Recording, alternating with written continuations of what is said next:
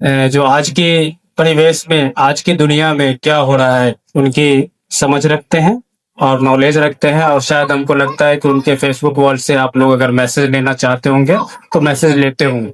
तो उनकी हर एक अच्छी बुरी बातों पे उनका एक सुझाव आता है, टिप्पणी आता है कि अभी दुनिया में क्या हो रहा है और किस तरीके से दुनिया में क्या घट रही है और दुनिया को क्या चीज चाहिए या हम समाज को क्या चीज चाहिए।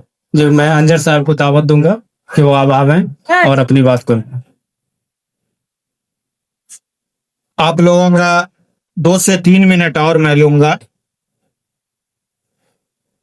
आज का जो राष्ट्रीय त्योहार है, जिसे 26 जनवरी के नाम से भी हम और आप जानते हैं, जिसे यौम जमहूरिया, रिपब्लिक डे और गणतंत्र दिवस के नाम से भी जाना जाता है। 15 अगस्त 1947 को मुल्क आजाद होता है। ये हम और आप बखूबी जानते हैं कि हम अंग्रेजों के हाथ गुलाम थे और हमें आजादी की लड़ाई लड़नी पड़ी, कुर्बानियां देनी पड़ी, तब जाकर आज हम 77वें वर्ष के अंदर प्रवेश किए हैं, जहां से कानून अपना मिला है मुझे। कानून के अंदर मैंने शुरू में बताया कि 3 चीज होता है। व्यवस्थापिका, जिसके प्रतिनिधि जनाब रजाउद्दीन साहब मौजूद हैं। कार्यपालिका, प्रखंड विकास पदाधिकारी पंकज कुमार दीक्षित झंझारपुर आए थे और उन्होंने अपनी बात आप लोगों के बीच रहकर चले गए। तीसरा है न्यायपालिका, जिसका आपने मॉडल देखा कि किस तरह से बच्चियों ने और बच्चों ने मिलकर न्यायालय बनाया था और उसकी सुनवाई करी और जजमेंट भी दिया। तो संविधान ने 3 चीज मुख्य दिया हमें। व्यवस्थापिका, जहां कानून बनेगा, कानून लाया जाएगा, कानून हटाया जाएगा। कार्यपालिका, जिसके जरिए उस कानून को संचालित किया जाएगा। न्यायपालिका, अगर कार्यपालिका, व्यवस्थापिका या आम जनता के बीच में कानून के अगेंस्ट बात होगी तो वो पहुंचेगी न्यायालय के अंदर। इन सारी चीजों को अलावा एक और चीज है जो संविधान ने मुझे दिया है। असल मैं ये इसलिए बता रहा हूं कि बहुत जरूरी चीज है समझना हमको और आपको। वो है मीडिया। ये तीनों अगर डिस्टर्ब होता है इनके, तो मीडिया सवाल करता है और वो जनता की आवाज बनता है उस जगह। ये बैलेंस बनाने के लिए संविधान ने 4 खंबे बनाए, उसमें मीडिया को चौथा खंबा बताया। 3 खंबा ये है।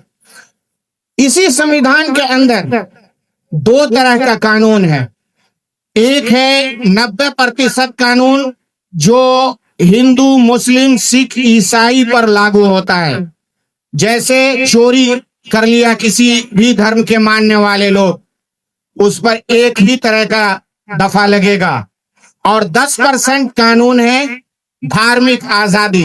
क्यों?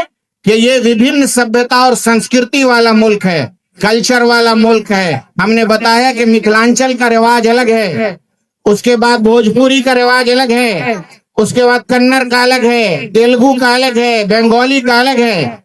तो इस आधार पर 10% कानून जो है वो धार्मिक आजादी की है, जिसके तहत हम निकाह करते हैं, कोई वरमाला पहनाता है, कोई चर्च में जाकर शादी करता है, कोई चर्च में प्रेयर करता है, कोई गुरुद्वारा में प्रेयर करता है, हम मस्जिद में करते हैं, कोई मंदिर में करता है।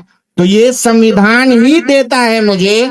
90% में सभी शामिल हैं, 10% में धार्मिक आजादी देता है।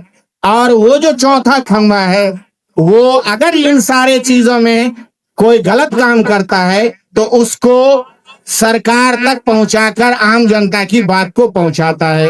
तो यही 26 जनवरी का मेन मकसद है और इसी मकसद को फॉलो करते हुए हम लोग अमेरिका के अंदर क्या बात होती है उसको सेकंडों में मेरे पास चला आता है। जोहरान ममदानी का चर्चा किया अभिभावक ने। जोहरान ममदानी की माँ हिंदुस्तान में रहती थी, नाम उसका मीरा नायर। हम लोग जब दरभंगा में रहते थे तो वो यहाँ फिल्में बनाया करती थी। उसके बाद वो चली गई अमेरिका और जोहरान ममदानी वहां का मेयर नियुक्त हो गया। वो सिर्फ इसलिए हुआ क्योंकि इल्म उसके अंदर थी और इल्म कहाँ से मिलता है? स्कूलों से, गुरुकुल से, मदरसा से, कॉलेज से, यूनिवर्सिटी से। तो उसका पहला कदम कहाँ आता है? मदनी पब्लिक स्कूल में। आपके बच्चे आ रहे हैं, पढ़ रहे हैं, और निकट भविष्य में, यानी जिसको मैंने पढ़ाया 20 साल पहले, आज वो भी टीचर बनकर पढ़ा रहे हैं। तो मेरे लिए बहुत खुशी की बात होती है। तो यही सिलसिला आगामी 10वां साल आपका बच्चा कामयाब होगा तो उसका श्रेय मदनी को जाएगा, उसके प्रबंधन को जाएगा। आप सभी लोगों का दिल से शुक्रिया। गणतंत्र दिवस की ढेर सारी बधाई एवं शुक्रिया। आप सभी लोग आए इसके लिए बहुत बहुत शुक्रिया।